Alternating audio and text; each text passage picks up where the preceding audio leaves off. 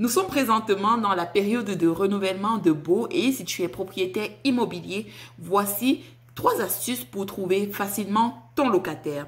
La première chose, c'est que lorsque tu reçois ton avis de non-renouvellement ou mettons si ton locataire te dit qu'il ne va pas reconduire son bail, tout de suite, tu dois mettre ton logement à louer. N'attends pas la dernière minute parce que les meilleurs locataires s'y prennent tôt. Ils commencent à magasiner, à rechercher leur future habitation dans les mois de février, mars, avril au maximum. Ils n'attendent pas mai.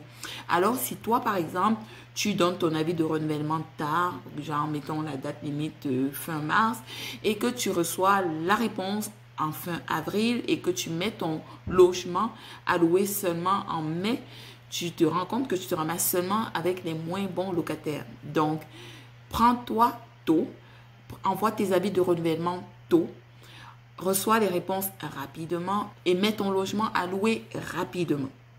La deuxième chose que tu dois faire, c'est de faire quelques rénovations, mais qui ne coûtent même pas cher, mais des rénovations indispensables pour le commun des locataires.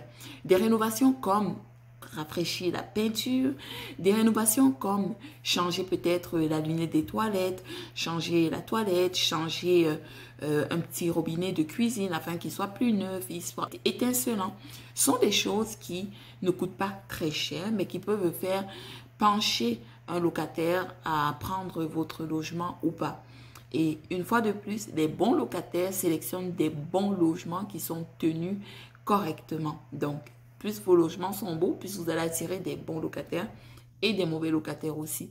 Parlant justement de mauvais locataires, une chose qui est importante à faire, c'est de bien trier ses locataires lors de la visite. Ce que j'aime faire, c'est organiser une visite libre. Donc, j'ai choisi une journée durant laquelle plusieurs personnes vont venir visiter le bien. Ce que ça fait, c'est que déjà, ça vous sauve du temps.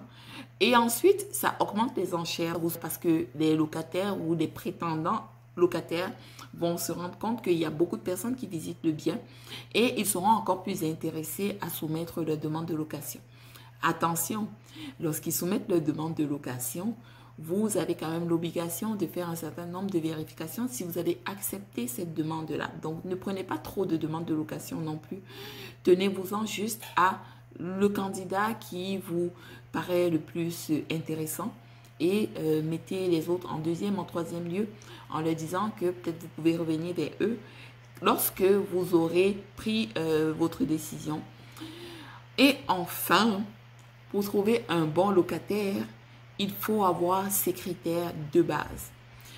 Une astuce que j'aime bien utiliser, c'est de connaître un peu quel est l'environnement actuel du locataire. Donc, en plus des vérifications des antécédents, je vais lui poser beaucoup de questions, mais de façon parfois un peu subtile, au sujet de son environnement de logement actuel, avec qui il habite, des petits détails qui vont me donner quelques indices.